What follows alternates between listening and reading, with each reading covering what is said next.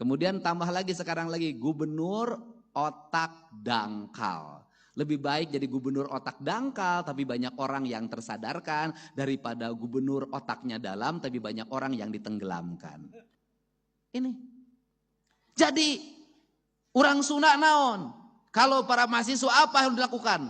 Tong gelehan, tong bauan. Sudah. Jangan nunggu pekerjaan, lakukan apa saja. Jangan karena jadi sarjana di rumah embung nyeseh we. Ngistrika we, ngisikan we. Kalau ada waktu nanti sudah sibuk kita tidak mampu orang lain yang mengerjakan. Kenapa? Karena orang tua kita akan memiliki kebanggaan yang luar biasa. Anak aing mah kamari geus dilantik jadi sarjana. Sudah make baju Batman. Tapi ayeuna di imah daekan maraban domba, maraban sapi. Kenapa? Hobi ini akan masuk dalam pikiran.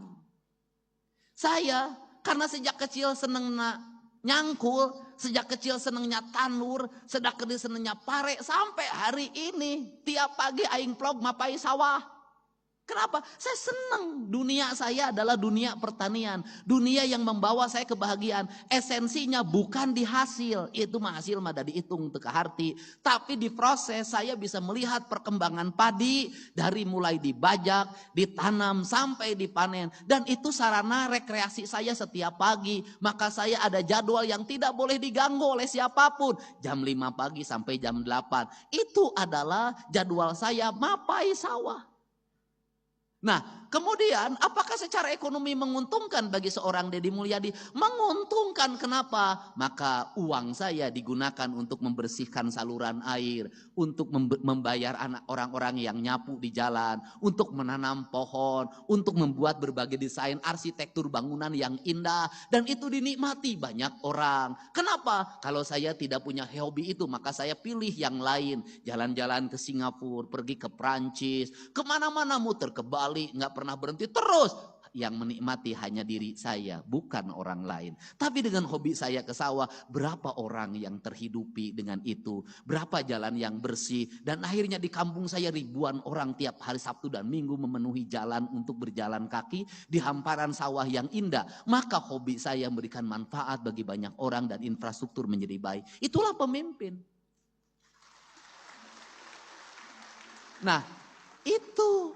Kemudian resep saya naon ngingu domba, ngingu hayam, ngingu bebek, ngingu lauk, sudah itu bagi saya senang saya. Itu adalah interaksi sosial. Kenapa? Bagi manusia yang sudah bisa memahami alam, bisa memahami kosmologi, bisa memahami seluruh makrokosmos dan mikrokosmos dengan baik, maka orang itu tidak perlu rekreasi. Kenapa? Karena dalam setiap hari dia bisa menikmati rekreasi. Bangun tidur dia rekreasi, tengah malam dia keluar lihat bulan rekreasi. Bukankah itu sistem ekonomi? Untuk itu jangan pernah mengagumi tempat orang lain yang indah. Yang harus dilakukan adalah mengembalikan kampung halaman kita menjadi indah. Itu. Gak usah ngomong Perancis sungainya jernih. Gak usah ngomong Swiss sungainya indah. Yang harus kita lakukan bagaimana Citarum menjadi jernih. Itu. Jangan lagi membicarakan Jepang, bahwa Jepang itu indahnya luar biasa. Tidak. Jawa Barat, mari kita bersama-sama kita tata menjadi indah. Mata saya tidak pernah berhenti. Sepanjang jalan saya dari arah Subang kanan kiri saya lihat bangunan kumuh di mana-mana. Saya langsung perintahkan hari Senin bangunan itu segera bongkar. Kita siapkan warung-warung yang indah dari bambu yang tertata. Biar para pedagangnya kita latih untuk apa? Hamparan bumi Pasundan, sepenggal tanah yang diciptakan Allah saat tersenyum harus kita wujudkan itu, bukan hanya menjadi kata-kata dalam setiap waktu. Untuk itu saya mengucapkan terima kasih. Saya ucapkan selamat bagi kedua orang tuanya yang hari ini sudah sampai pada puncak kebahagiaan dan tugas sebagai orang tua mengantarkan anaknya menjadi sarjana. Semoga apa yang dikeluarkan, biaya yang dibayarkan itu menjadi catatan kebaikan. Dan bagi para sarjana yang dilantik, saya pesan satu hal saja. Jangan dulu ada dalam pikiran Anda untuk menikah dan sejenisnya. Masukkan dalam pikiran Anda, saya tidak akan pernah menikah dulu sebelum orang tua saya bahagiakan terhadap apa yang dikeluarkan itu. Niatkan itu. Kenapa? Jangan sampai orang tua kita itu dibikin menderitanya tidak pernah berakhir. Baru menderita selesai mengkuliahkan, habis itu nikah menderita di wae. Anak aing kawin nyamakaningan sarjana, atuh kudu raramean, kudu make WO, wedding organizer. Kudu aya pra-wedding. Wah. Udah lagi hutang lagi. Setelah itu apalagi setelah nikahan? Reuneuh. Bagian bapak jeung indungna deui. Geus reuneuh naon deui? Ngajuru. Ngajurunya di sesar. Indung bapaknya lagi. Setelah ngajuru apalagi? 40 poe. Indung bapaknya lagi, setelah itu anaknya anu naon nu ngeong-ngeong, nu menerkeun ompol, tapi ka sakola TK nini akina di wae. Makanya Indonesia itu negeri yang paling aneh di dunia. Kenapa di Indonesia paling aneh? Hanya di Indonesia taman kanak-kanak eusina nih. Hanya di Indonesia, Pak. Makanya judulnya juga taman kakek-kakek. Hanya di Indonesia. Dan kemudian disitulah saya prihatin. Mohon maaf, punten. Nini di Indonesia menira ripu. Incu belah dia nu hiji incuna diangkat, nu hiji ngambek. Tah si eta mah incu si eta we nu diayong teh kanak aing mah ni tamelar. Kan begitu. Dingangku di nu itu tuh si eta mah boga ini teh sia mah pilih kasih ka anak si Jumad we nu bager teh. Ai kasih titin ka anakna menitara ningali acon. Pasea di wae, Pak. Gering ini geus ribut ngabagi waris. Indonesia. Sakit ibunya tidak ada yang datang. Giliran sudah meninggal datang semuanya. Apa yang dibicarakan? Kade bagian aing, sia teh aing teh anakna. Nah, ari sia gelo. Ini mohon maaf ya culture. Coba lihat nini di luar negeri. Laleumpang, garaya, marake tank top. Anda coba lihat di Bali, nini jeung aki-aki. Garaga. Dalahar duaan ngomong romantis jeung aki-aki teh teu mamawa incu. Nini itu. Kenapa mereka? Mereka tenang, Pak. Kenapa? Mereka ada jaminan hari tua dari negaranya, bisa melancong ke berbagai tempat. Di Indonesia gering, BPJS henteu klaim. Cek BPJS teh nini mah weuh klaimna cenah. Kunaon panyakitna cenah ieu teh kakadek cenah. Ampun pinting. Nah ini kan harus dirubah. Sampai penderitaan itu jangan sampai juga sampai alam kubur. Mohon maaf ini harus dibenerin. Coba lihat film.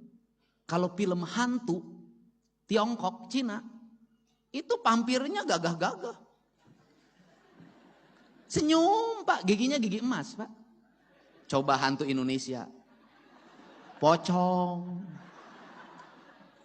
Getihan, tukangna bolong, Sunda bolong, dan hantu Indonesia itu pasti dendam penuh kebencian.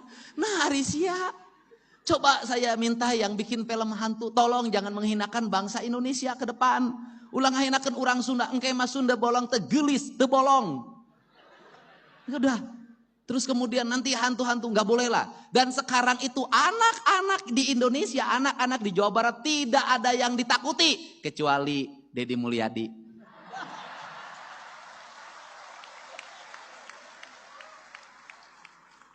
Ayo, kamu belum mandi ya? Ayo, kamu susah makan ya? Ayo, kamu nggak mau sekolah ya?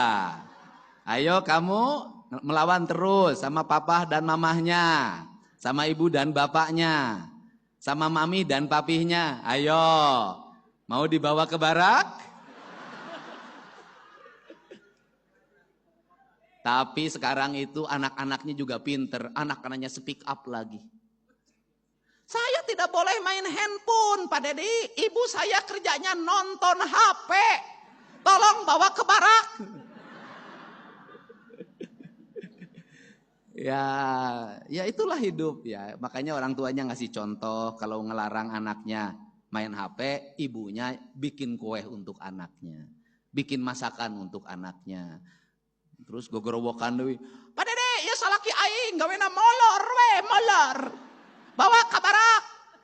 Lain bawa ka barak, sia teh bawa ka pengadilan agama ngeusan ya sia teh.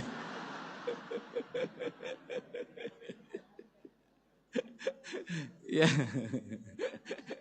Aduh Unpas ya. Tapi saya nggak apa-apa lah. Pidato hari ini nggak dibayar, nggak apa-apa.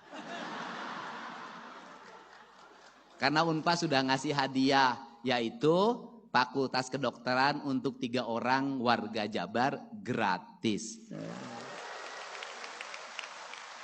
Dan saya sudah sampaikan, yang gratis yang mana? Yang nanti diseleksi Fakultas Kedokterannya, nilainya 1, 2, 3, itu yang gratis. Hebat. Insya Allah itu bukan pacar saya. Untuk itu saya ucapkan terima kasih bagi semuanya, mudah-mudahan berkah. Setelah ini pekerjaannya terhampar dan saya lagi membuat rencana-rencana kerja, di antaranya industri tidak ada lagi lamaran, tetapi lowongan kerjanya langsung diakseskan ke database calon angkatan kerja yang ada di Jawa Barat. Nanti mereka tinggal dipanggil berdasarkan spesifikasinya. Kalau dibuat lamaran, jadi saya tidak setuju orang melamar kerja menyiapkan banyak persyaratan. Saya nanti bikin surat edaran untuk tidak usah lagi pakai persyaratan. Sudah diterima kerja baru ngurus persyaratan. Nyaho jelema teh keripuh kurunyeun persyaratan.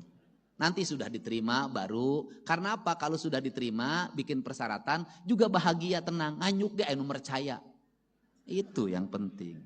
Dan jangan pernah malu kita untuk melakukan apapun yang itu halal.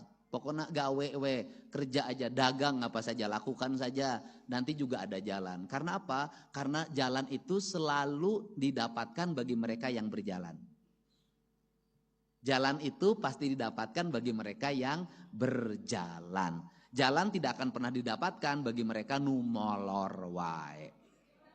Makanya saya nggak ada masalah ketika disebutkan gubernur konten. Lebih baik jadi gubernur konten daripada gubernur molor. Tambah lagi gelar saya, gubernur lambe turah. Lebih baik jadi gubernur lambe turah daripada gubernur biwir doer. Karena lambe turah itu beritanya selalu dinanti. Kemudian tambah lagi sekarang lagi gubernur otak dangkal. Lebih baik jadi gubernur otak dangkal tapi banyak orang yang tersadarkan daripada gubernur otaknya dalam tapi banyak orang yang ditenggelamkan.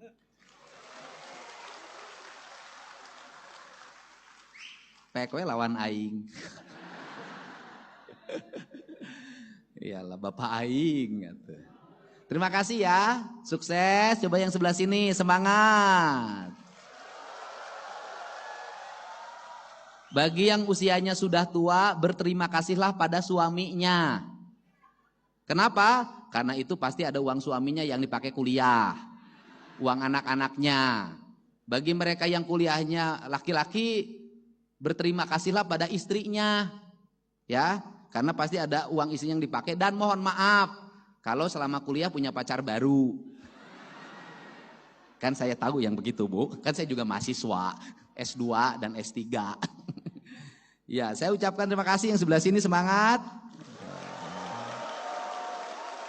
Semangat. Sudahlah, yang di sini semua nanti minimal penghasilannya per bulan terendah 25 juta. Amin. Terima kasih ya. Wallahu muwaffiq ila aqwamit thoriq. Assalamualaikum warahmatullahi wabarakatuh. Sampurasun.